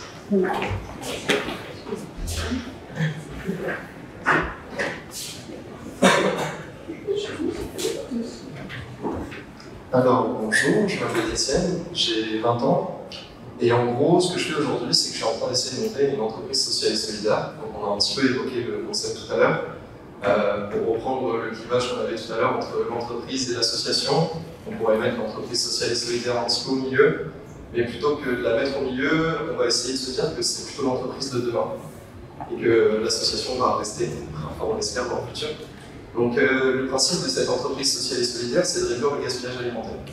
En fait, aujourd'hui, on se trompe beaucoup sur le gaspillage alimentaire. Vous pensez que ça vient d'où le gaspillage alimentaire d'ailleurs? Au pif, hein. On produit trop pour consommer qu'une partie. Oui, mais tu triches. En fait, on a tendance souvent à se dire que le gaspillage alimentaire, ça peut venir de nos assiettes, de ce que nous on jette, de ce que le restaurateur il va jeter, de ce que le magasin va jeter aussi, et c'est pour ça qu'Olivier travaille là. Sauf qu'on se rend compte que la majorité du gaspillage alimentaire, comme le disait tout à l'heure, c'est que on a. Je peux faire ça en micro? Parfait, merci. En fait, on s'est rendu compte que sur le gaspillage alimentaire, on avait une majorité du gaspillage qui était avant même d'arriver dans un commerce de distribution. Ça veut dire qu'on a 50 à 60% du gaspillage alimentaire qui est lié avant même que le produit il aille toucher un magasin, qu'il aille toucher une assiette, qu'il aille toucher un consommateur. Et tout ça à cause des problèmes de calibrage, de produits, d'aspect visuel, mais surtout avec l'offre et la demande et le fonctionnement actuel de notre marché. Ça veut dire que par exemple, pour ce qui est des fruits et légumes, on va avoir des périodes de surproduction, donc une baisse des prix. Et donc, pour l'agriculteur, ça ne va pas forcément être rentable d'aller ramasser son produit, de le vendre, de le mettre en rayon, etc. Comparé justement à un produit d'import qui lui coûtera directement moins cher. Et donc, toute cette production-là, elle va être jetée. Et aujourd'hui, ça représente à près de 30% à l'échelle mondiale, sur toutes les denrées alimentaires. Et en Nouvelle-Calédonie, on est incapable de le chiffrer, mais ça peut même être beaucoup plus élevé que ça. Donc, il faut se dire que la majorité de notre impact environnemental dans l'alimentation est liée à des produits qui vont être jetés. Donc c'est un peu con parce qu'on pourrait le réduire très facilement. Surtout, du coup, tous ces produits-là, ils sont consommables, ils sont utilisables, ils ne sont même pas périmés. Puisque rappelez-vous, du coup, on n'est même pas arrivé dans le magasin encore. Donc au final, cette matière première, l'intérêt, c'est de la valoriser et lui donner une proposition de valeur qui puisse plaire à tous les consommateurs et à tout le monde. Et cette proposition de valeur, nous, on l'a trouvée à travers la transformation et à travers la cuisine. Et c'est l'idée du projet Tréfo. Tréfo, en fait, en grec ancien, ça veut dire se nourrir. Et c'est l'idée de revenir aux bases. C'est de faire en fonction des ingrédients qu'on a et de produire avec les ingrédients qu'on a, plutôt que d'avoir une recette et d'aller chercher des ingrédients pour compléter cette recette.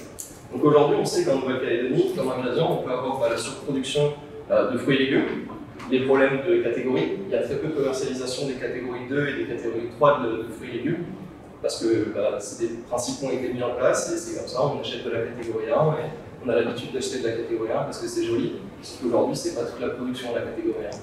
On a aussi le poisson. Tu évoquais tout à l'heure les 700 tonnes de déchets poissons. Aujourd'hui, c'est 2200 tonnes à peu près à l'échelle de la Fédération des pêcheurs hauturiers.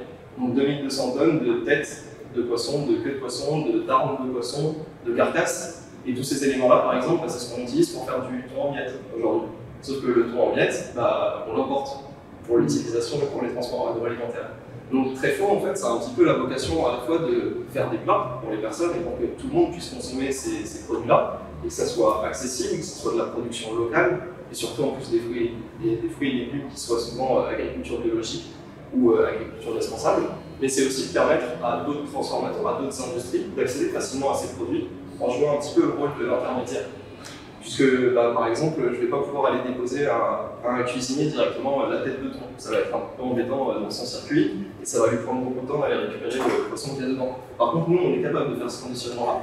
Et justement, pouvoir proposer une matière première pré-transformée et qui puisse plaire un petit peu à tout le monde, entre guillemets, être sur un coût de marché très compétitif, puisqu'on ne paye pas de la matière première.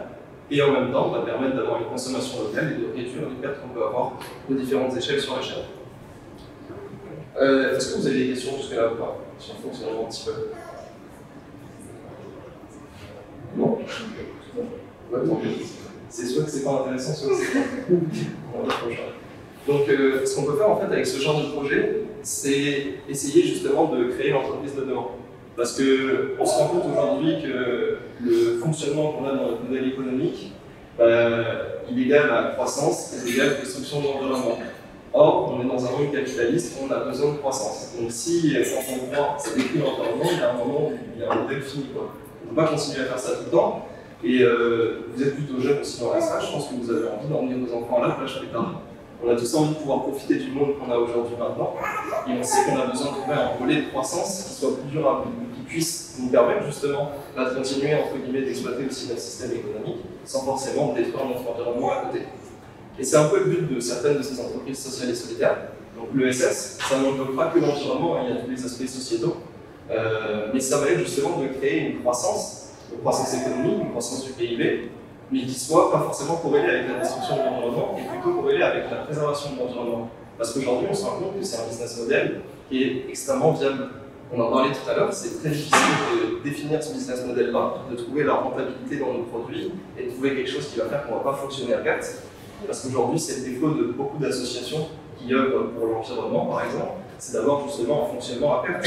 Et du coup, les subventions vont venir couvrir ces pertes, mais au final, c'est le contribuable qui paye ces subventions, et on ne peut pas les donner à l'infini, et puis en 2021, les subventions, c'est plus trop la fête. Donc il faut réussir à trouver un moyen d'être entre guillemets indépendant, de créer sa propre valeur, mais en créant sa propre valeur et en ayant ses propres moyens financiers, on est capable d'avoir notre propre impact et de l'augmenter. L'entreprise sociale et solidaire, du coup, elle va avoir pour vocation un petit peu aussi de conserver son bénéfice, de ne pas le redistribuer à tous les actionnaires, à tous les capitalistes, mais de garder en interne à la société pour que ça puisse servir justement à des projets dans l'objectif social de cette société. Est-ce qu'aujourd'hui, vous connaissez les entreprises sociales et solidaires en papier? C'est une question piège parce que c'est pas un statut qui existe, mais on espère qu'il existera bientôt. Après, en fait, ça veut pas dire, si on n'a pas l'étiquette ESS, ça veut pas dire qu'on n'est pas une entreprise sociale et solidaire, ça veut pas dire qu'on est un groupe capitaliste et qu'on est une entreprise classique. Aujourd'hui, c'est surtout un fonctionnement d'entreprise sociale et solidaire. Et donc, j'ai envie de dire, il est accessible à tous. Aujourd'hui, moi, je choisis de constituer cette entreprise sous forme de SARL parce qu'en fait, j'ai pas forcément le choix. C'est soit je suis une association, soit je suis une SARL ou une SA à la limite, mais ça on verra plus tard. Et pour autant, rien n'empêche, moi, en interne à ma société, d'appliquer un fonctionnement d'entreprise sociale et solidaire, d'avoir une gestion durable de mes ressources, une gestion de ma rentabilité, surtout une notion d'efficience.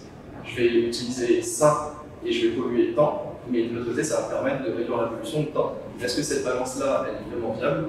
Et c'est surtout à ça que j'essaye de travailler aujourd'hui pour avoir cette balance qui soit viable. On ne soit pas dans du greenwashing à faire des initiatives environnementales, entre guillemets, mais où au final, on va polluer beaucoup plus parce qu'on va utiliser beaucoup plus de moyens externes. Je pourrais citer notamment la voiture électrique en Nouvelle-Calédonie. On a un mix énergétique à 94% d'énergie fossile.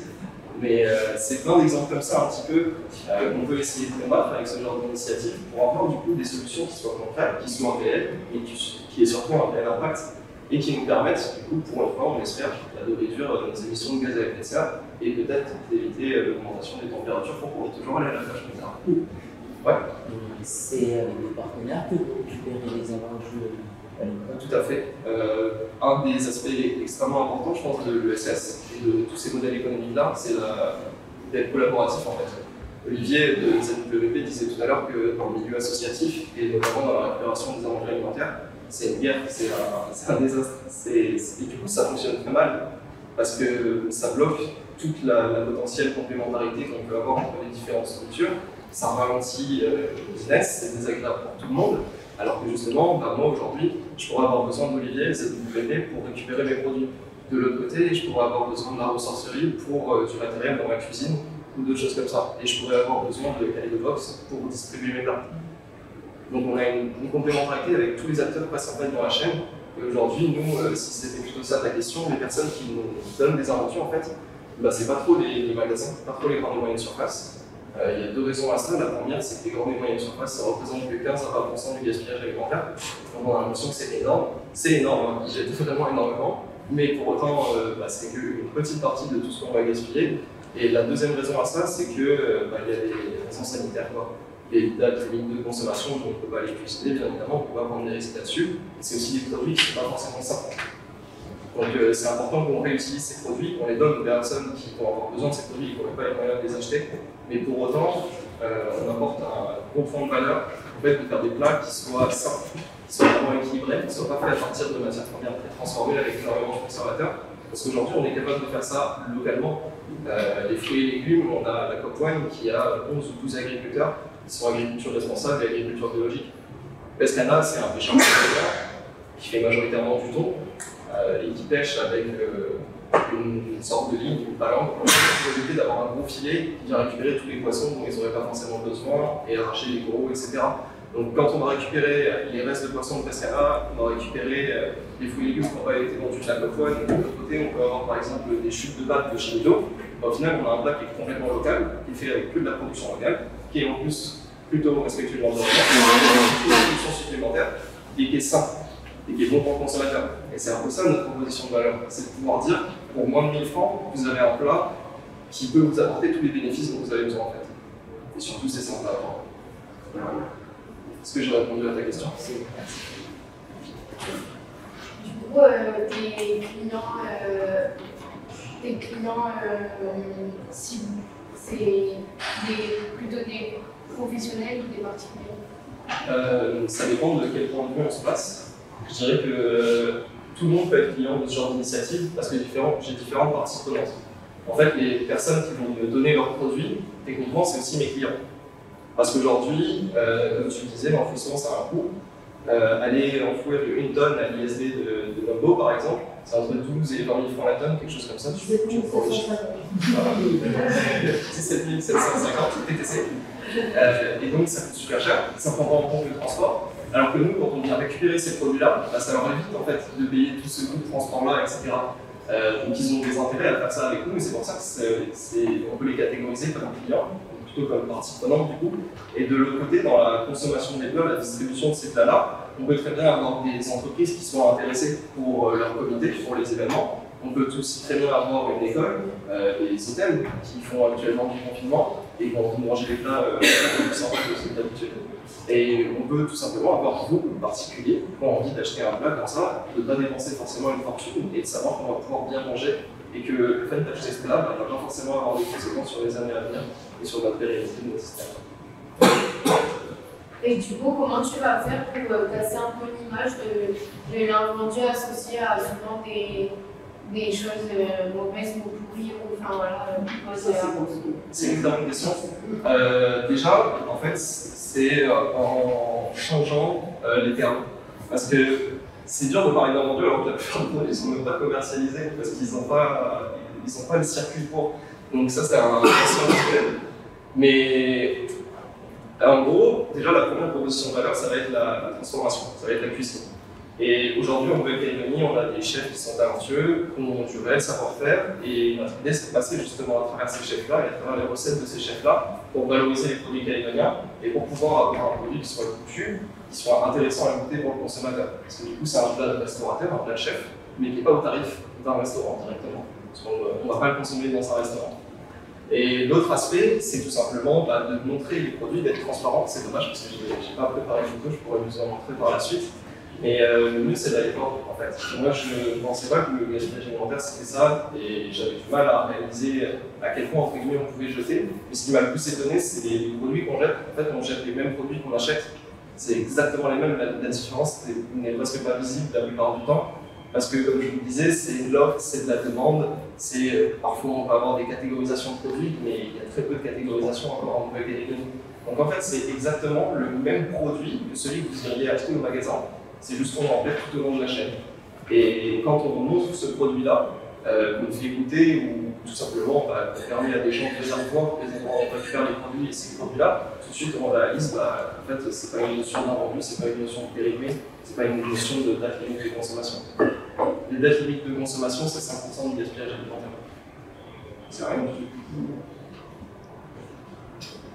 Voilà. Merci. Merci Étienne. Merci à tous.